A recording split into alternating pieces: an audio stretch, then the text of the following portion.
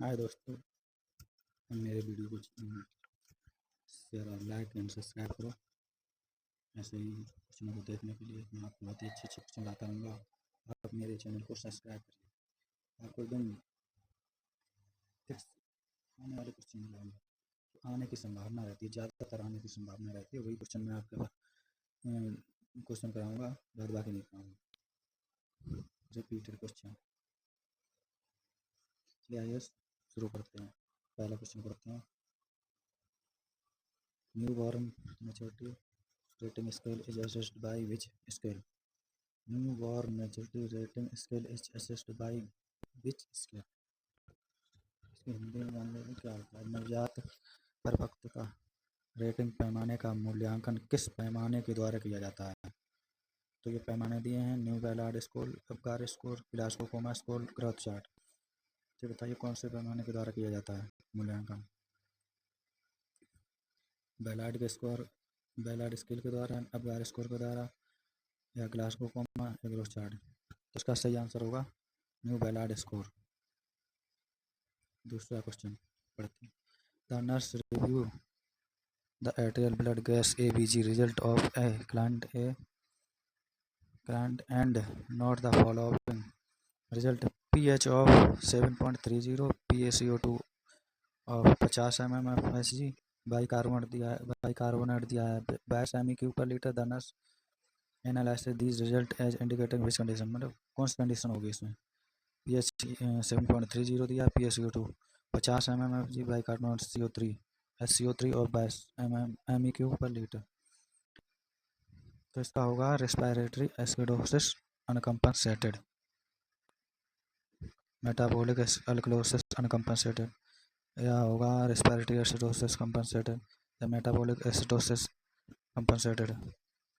तो ये जान लीजिए, पीएच अगर 7.35 से लेकर और 7.45 से अगर ऊपर है तो होगा एल्कलोसिस, अगर नीचे है तो एसिडोसिस। तो ये एसिडोसिस होगा, लेकिन कौन सा होगा, रेस्पिरेटरी या मेटाबॉलिक?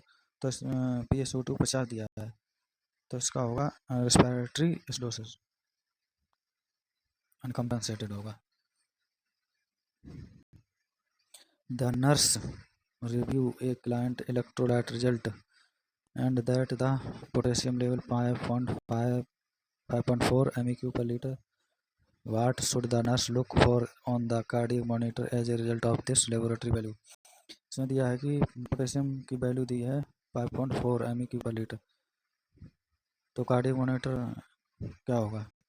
तो इसको हिंदी में जान लेते हैं। नर्स क्लाइंट के इलेक्ट्रोलाइट परिणामों की समीक्षा करती है और पाती है कि पोटेशियम का स्तर 5.4 MEQ पर लीटर है।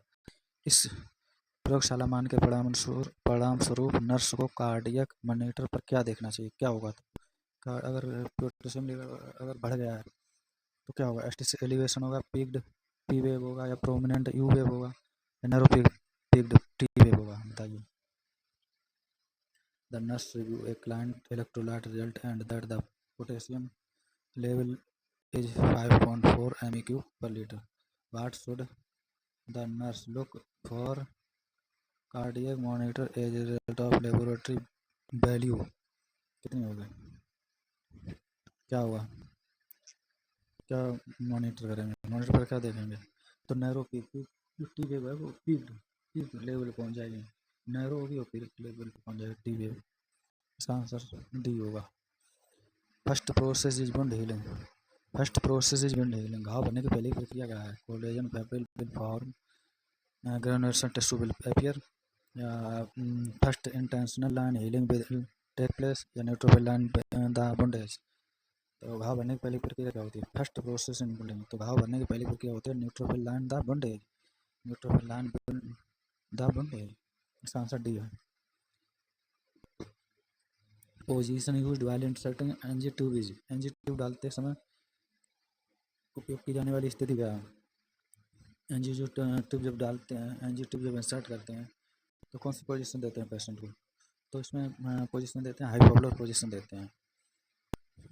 The principle of ethical practice include the respect and trustful behavior towards the client known as. A principle of ethical practice include the respect and trustful behavior toward the client known as. नैतिक व्यवहार के एक सिद्धांत में ग्राहकों के प्रति सम्मान और भरोसेमंद व्यवहार शामिल है, जिससे क्या कहा जाता है, उसे क्या कहते हैं, वेरासिटी कहते हैं, अकाउंटेबिलिटी, जस्टिस या ऑटोनॉमी। वेरासिटी कहते हैं, अकाउंटेबिलिटी कहते हैं, जस्टिस कहते हैं, ऑटोनॉमी क्या कहते हैं। The principle of ethical practice include the respect and trustful behavior toward the client edge। तो इसका आंसर सही होगा वेरासिटी। वेरासिटी कहते हैं, veracity. Permanent abnormal dilation and destruction of bronchi and bronchioles is known as. Bronchi और bronchiole के स्थायी असामान्य फैलाव और विनाश को क्या कहा जाता है। ब्रोंकी और ब्रोंक्यूल्स के स्थायी असामान्य फैलाव और विनाश को क्या कहा जाता है। तो इसका permanent abnormal dilation and destruction of bronchiole is known as. तो इसे ब्रोंकियोटेसिस कहा जाता है। आंसर सी होगा। Which of the following is substance. Question number 8 पर which of the following is a substance that decrease pain transmission and cause inflammatory response. निम्नलिखित में से कौन सा पदार्थ दर्द संचरण को कम करता है और सूजन प्रतिक्रिया का कारण बनता है। Which of the following is a substance that decreases pain transmission and causes inflammatory response। निम्नलिखित में से कौन सा पदार्थ है जो दर्द संचरण को कम करता है और सूजन प्रतिक्रिया का कारण बनता है, सूजन प्रतिक्रिया को बढ़ाता है। Substance P A answer, substance P, B histamine, C prostaglandin या सी एंडोर्फिन। कौन सा होगा आंसर इसका, सही बताइए। Which of the following is a substance that decreases pain transmission and causes inflammatory response। निम्नलिखित में कौन सा पदार्थ दर्द संचरण को कम करता है और सूजन प्रतिक्रिया का कारण बनता है। तो इसका आंसर सही होगा एंडोर्फिन। आंसर डी होगा इसका, एंडोर्फिन। क्वेश्चन नंबर 9 देखते हैं, चलिए। The term applied for the fluid cells और other substance that are slowly discharge. Cell या the term applied for the fluid cell or other substance that are slowly discharged। Cell या blood through small pores or break in cell membrane। तरल पदार्थ कोशिकाओं और या अन्य पदार्थों के लिए प्रयुक्त शब्द क्या है। तरल पदार्थ कोशिकाओं या अन्य पदार्थों के लिए प्रयुक्त शब्द क्या है। जो कोशिका झिल्ली में छोटे छिद्रों, जो कोशिका झिल्ली में छोटे जो छिद्र होते हैं, उस छिद्रों या दरार होती हैं, उसके माध्यम से, दरारों के माध्यम से कोशिकाओं या रक्त से धीरे धीरे बाहर निकलते हैं। कोशिकाओं से या रक्त से धीरे धीरे बाहर निकलते हैं, उसे क्या कहते हैं, उसे क्या कहते हैं, एग्ज्यूट कहते हैं, बस कहते हैं, इन्फिल्ट्रेट कहते हैं या सिक्रेशन कहते हैं, क्या कहते हैं। इसका सही आंसर होगा एग्ज्यूडेट, बस, इन्फिल्ट्रेट, सिक्रेशन। इसका सही आंसर क्या, इसका सही आंसर होगा एग्ज्यूडेट। इसका आंसर सही होगा एग्ज्यूडेट। क्वेश्चन नंबर 10 पढ़िए। क्वेश्चन नंबर 10 क्या होगा। Question number 10, complication of wound healing are. Complication of wound healing are. घाव भरने की जटिलताएं क्या है। घाव भरने की जटिलताएं क्या है, जटिलता यानी कठिनाइयाँ। Infection and suppression, hypertrophic scar और keloid formation, contracture, all of the above. Complication of wound healing are. घाव भरने की जटिलताएं क्या है। Infection and suppression, hypertrophic scar और कीलॉइड फॉर्मेशन, कंट्रक्चर्स। ये answer all of the above. इसका सही आंसर होगा ऑल ऑफ द अबव। सभी हैं, इन्फेक्शन और सप्रेशन भी है, हाइपरट्रोफिक स्कार और कीलॉइड फॉर्मेशन भी है, कंट्रक्चर भी है, सभी हैं। कॉम्प्लिकेशन ऑफ वुंड हीलिंग, घाव भरने की जो जटिलताएं हैं वो सब हैं, इन्फेक्शन और सप्रेशन, हाइपरट्रोफिक स्कार और keloid formation, contracture, all of the above सभी। क्वेश्चन नंबर 11 पढ़िए, आइए देखते हैं क्या है इसमें। क्या question number 11, removal of non viable tissue from an open wound to promote healing is known as.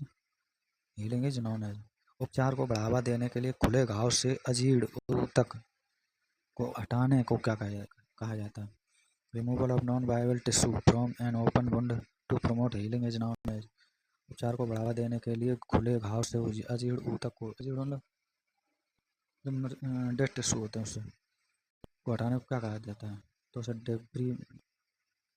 A debridement, B cleansing, C excision, D dressing। क्या कहते हैं, क्लींसिंग, एक्सीजन, ड्रेसिंग या डेब्रीडेमेंट? तो इसका सही आंसर होगा डेब्रीडेमेंट। डेब्रीडीमेंट, डेब्रीडीमेंट होगा इसका सही आंसर होगा डेब्रीडीमेंट। क्वेश्चन नंबर 12 देखते हैं। रिवीजन रिवीजन जैसे रिवीजन करते रहिए, रिवीजन जल्दी जल्दी पढ़ेंगे जिससे आपका रिवीजन जल्दी जल्दी हो, देना हो, ज़्यादा टाइम नहीं लगाएंगे प्रत्येक क्वेश्चन में। रिवीजन के लिए हमने ये क्वेश्चन बनाए हैं। Low residue diet contain all except. एक कम अवशेष आहार में क्या सब कुछ शामिल है? एक कम अवशेष आहार में क्या सब कुछ शामिल है सिवाय एक के? Low residue diet contain all except roast beef, fresh pea, मस, फ्राइड पोटैटो या baked chicken. Low residue diet, कम अवशेष आहार में क्या सब कुछ शामिल है सिवाय एक के? फ्रेश पी में नहीं है शामिल और समय। Question number 13 nursing education of a client with oral iron therapy in club. Nursing education of a client with oral,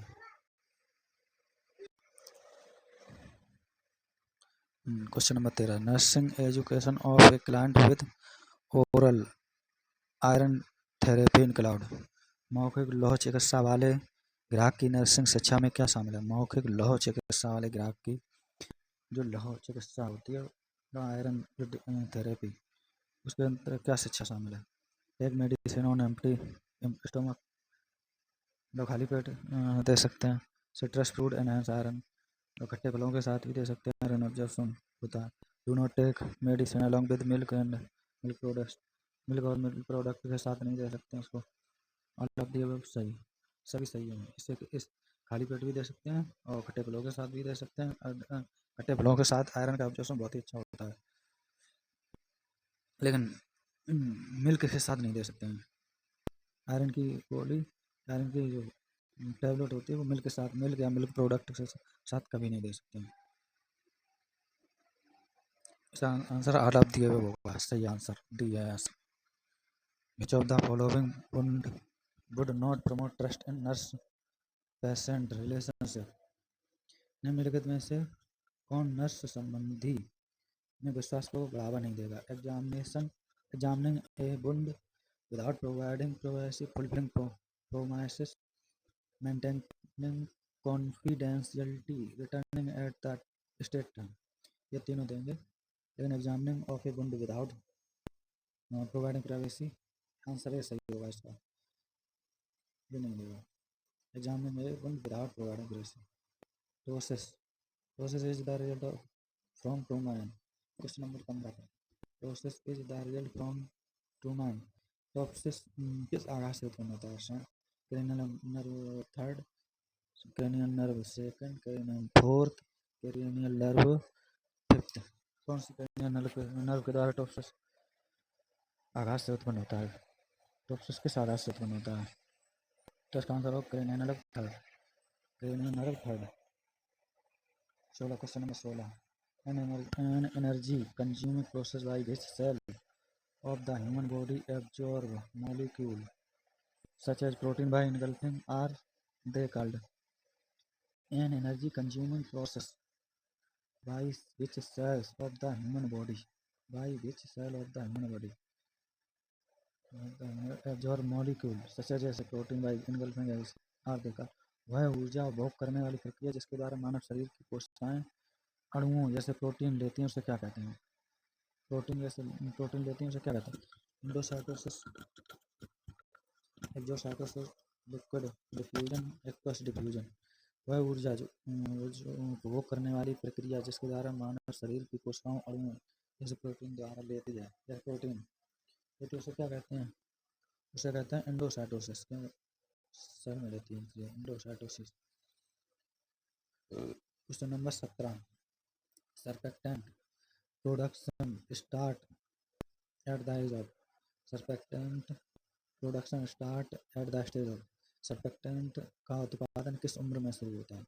तो ये किस उम्र में 20 वीक्स 32 वीक 28 वीक 36। सर्फेक्टेंट का उत्पादन 28 वीक में उत्पन्न होता है, 28 वीक में। Surfactant production start at the age of. Surfactant का उत्पादन किस उम्र में शुरू होता है? तो सर्फेक्टेंट का उत्पादन जो शुरू होता है वो 28 वीक में उत्पन्न होता है। Question number 18, moderate hypothermia in neonates is defined as an extreme temperature of. जब नवजात शिशु में मध्यम हाइपोथर्मिया को अच्छी तापमान के रूप में परिभाषित किया जाता है तो किस डिग्री? मॉडरेट मॉडरेट हाइपोथर्मिया कितना होता है न्यूनेट में? एक्सट्रीम टेम्परेचर तो इसका होता है लेस देन 34 डिग्री सेल्सियस, 35 से 36.9 डिग्री सेल्सियस, और 32 से 35.9 डिग्री सेल्सियस, लेस देन 32। तो इसका होता है 35 से 35.9 डिग्री सेल्सियस। 32 से 35 ये मोल्ड होता है, ये माइल्ड होता है। 35 से 36.9 ये माइल्ड होता है। माइल्ड मॉडरेट 32 से 35.9 और सीवियर लेस देन 32 सेल्सियस।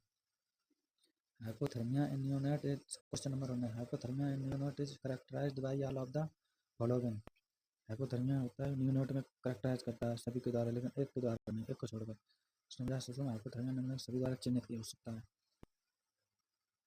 सिवाय एक के द्वारा। हाइपर एक्टिविटी नहीं होती है हाइपोथर्मिया। रेस्पिरेटरी डिस्ट्रेस या एपनिया या टैकीपीनिया नहीं होता है, या एपनिया या रेस्पिरेटरी डिस्ट्रेस या हाइपर एक्टिविटी। तो इसमें आंसर होगा हाइपर एक्टिविटी। हाइपोथर्मिया नवजात शिशु में हाइपोथर्मिया में हाइपर एक्टिविटी नहीं होती है, रेस्पिरेटरी डिस्ट्रेस हो जाता है। एपनिया सांस लेने में दिक्कत हो जाती है। एपनिया का मतलब होता है सांस ना लेना, और टैकीपीनिया मतलब सांस गहरी गहरी लेना। Question number 20, sign and symptom of hypothermia. सभी हाइपोथर्मिया के साइन एंड सिम्टम हैं, एक को छोड़कर सभी हैं, एक को छोड़कर। Poor feeding, apnoea, central cyanosis, food extremity. तो इसमें sign and symptom of hypothermia, सभी साइन सिम्टम हैं हाइपोथर्मिया के, लेकिन एक को छोड़कर हाइपोथर्मिया के साइन एंड सिम्टम हैं। तो इसमें आंसर होगा सही सेंट्रल साइनोसिस। पुअर फीडिंग है, एपनिया है, भूख कम लगेगी, एपनिया सांस लेने में दिक्कत होगी उससे। एपनिया का मतलब सांस ना लेना। सेंट्रल साइनोसिस नहीं होगा, कूल एक्सट्रीमिटी होगी, ठंडा ठंडा से महसूस होगा। Question number 21, what should be the temperature of delivery room to maintain warmth for neonates? Question number 22, what should be the temperature of the delivery room to maintain warmth for neonate? इसमें ये बताएगा जब delivery होती है बच्चा तो उसमें जो डिलीवरी का जिस रूम में डिलीवरी होती है बच्चे की, तो उस रूम का टेम्परेचर कितना रखना चाहिए? तो उस रूम का टेम्परेचर होता है 25 से 28 डिग्री सेल्सियस। नवजात शिशु के लिए गर्माहट बनाए रखने के लिए प्रसव कक्ष का तापमान कितना होना चाहिए? नवजात शिशु के लिए गर्माहट बनाए रखने के लिए प्रसव कक्ष का जो तापमान होता है वो कितना होना चाहिए, कितना रखना चाहिए? 25 से 28 डिग्री सेंटीग्रेड रखना चाहिए। क्वेश्चन नंबर 22 देखिए, द लेयर ऑफ एपिडर्मिस। जो एपिडर्मिस लेयर होती है from the outer side to inner side, परत क्या होगी? परत का नाम क्या होगा? बाह्य त्वचा की परतें, बाह्य त्वचा की परतें, बाह्य से आंतरिक तक। तो उसका corneum granulosum, corneum granulosum germinativum lucidum, corneum lucidum germinativum granulosum, corneum lucidum germinativum granulosum, lucidum corneum granulosum germinativum. तो इसका सही आंसर क्या होगा बताइए?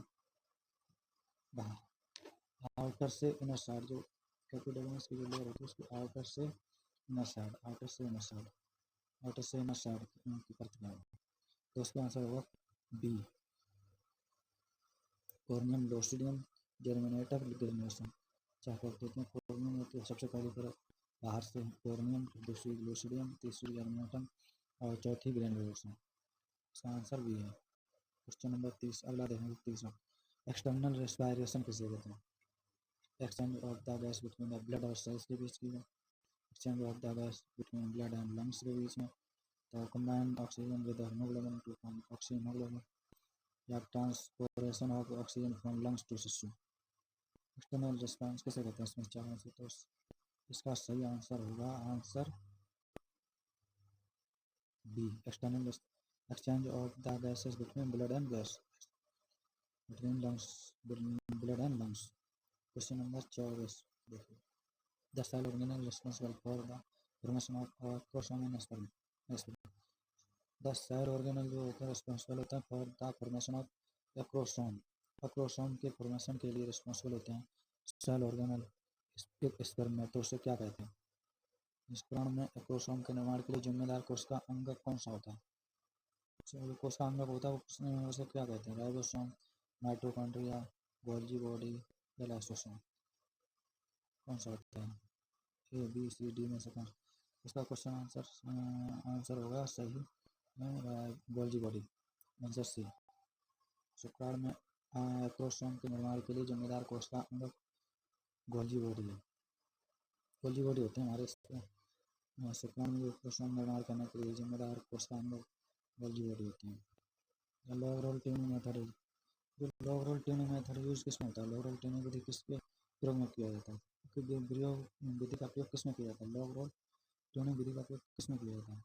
The log roll tuning method is used in lungs abscess में, स्पाइनल एंड सर्वाइकल इंजरी में, epilepsy में, CV में। आंसर ए होगा, बी होगा, सी होगा, डी होगा। The log roll tuning method is used in log roll tuning में विधि का प्रयोग किसमें किया जाता है? तो इसका सही आंसर होगा स्पाइनल एंड सर्वाइकल इंजरी में। लॉग रोल ट्यूनिंग विधि यूज्ड किसमें की जाती है? तो स्पाइनल एंड सर्वाइकल जब इंजरी हो जाती है उसमें लॉग रोल ट्यूनिंग विधि का उपयोग किया जाता है। क्वेश्चन नंबर अगला देखेंगे 26। The goal of phototherapy in a newborn to नवजात शिशु में फोटोथेरेपी का लक्ष्य क्या है? नवजात शिशु में फोटोथेरेपी का लक्ष्य क्या है? फोटोथेरेपी होती है उसका लक्ष्य क्या है? नवजात शिशु में फोटोथेरेपी का कारण क्या है या लक्ष्य क्या है? क्यों की जाती है फोटोथेरेपी?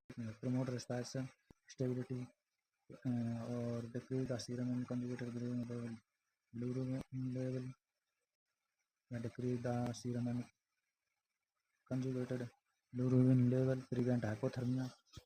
तो नवजात शिशु में फोटोथेरेपी का लक्ष्य क्या है? The goal of phototherapy in a newborn is to, तो इसका सही आंसर होगा decrease the serum unconjugated level bilirubin level.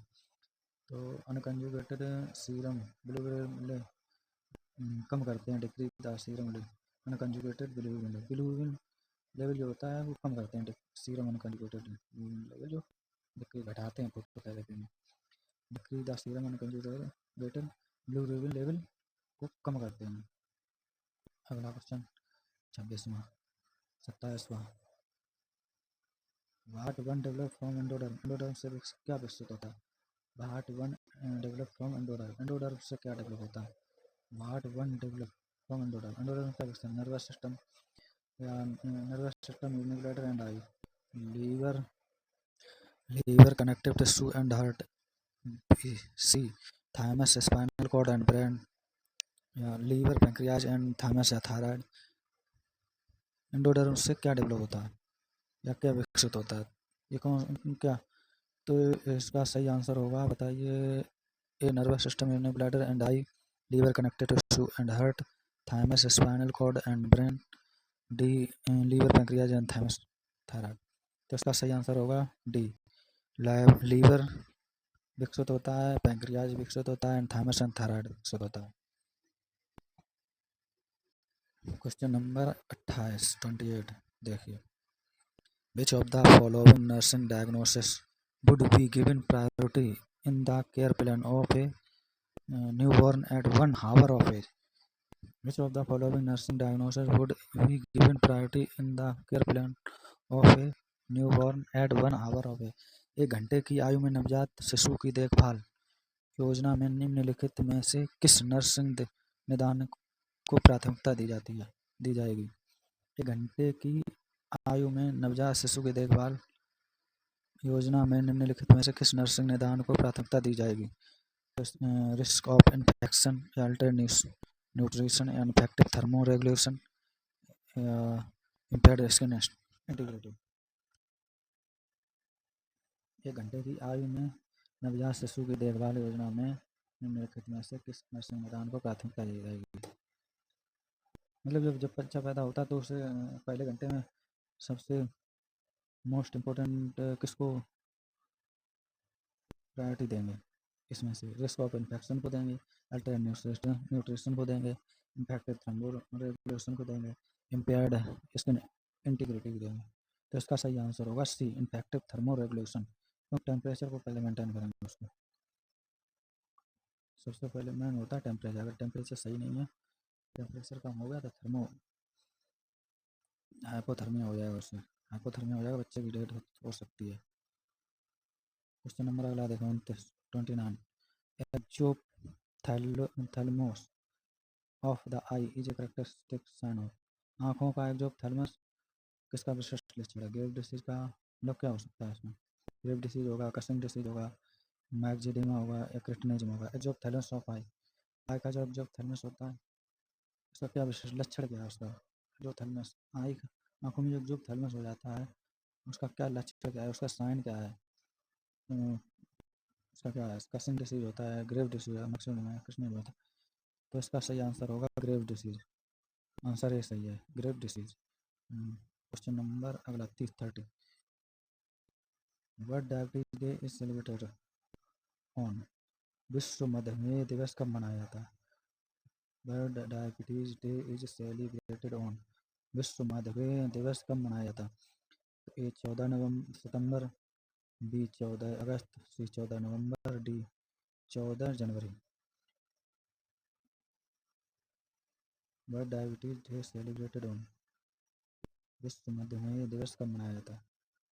तो विश्व मधुमेह दिवस 14 नवंबर को मनाया जाता है। इसका आंसर सही, इसका आंसर सी होगा। Diabetes world diabetes day celebrated on 14 November को। आंसर सी सही है। बाय।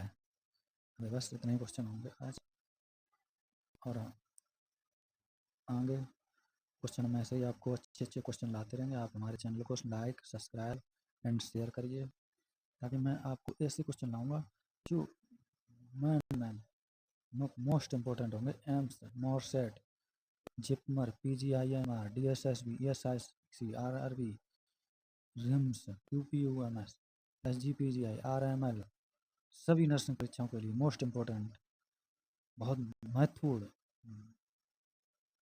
क्वेश्चन होंगे, एकदम फिक्स फंसेंगे 100%।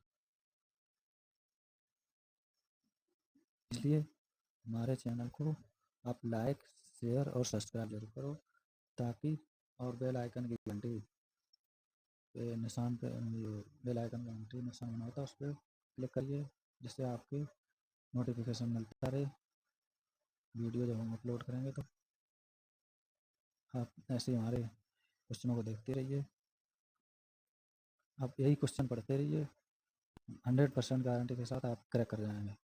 कोई भी एग्ज़ाम क्रैक कर सकते हैं। ये क्वेश्चन आप पढ़ेंगे तो कोई भी एग्ज़ाम आप क्रैक कर सकते हैं। ऑल इंडिया में कोई भी एग्ज़ाम हो, कोई भी, ऑल स्टेट का, नॉर्थ स्टेट का, सब एग्ज़ाम क्रैक करने के लिए यही मैं बिल्कुल एकदम वही क्वेश्चन डालूंगा जो आने की संभावना रहेगी। हर साल वही क्वेश्चन डालूंगा मैं। इसलिए मेरे चैनल को लाइक और सब्सक्राइब करिए, ज़्यादा लोगों को शेयर करिए, सब्सक्राइब करिए, लाइक करिए। थैंक यू, धन्यवाद, बाय, जय हिंद, जय भारत।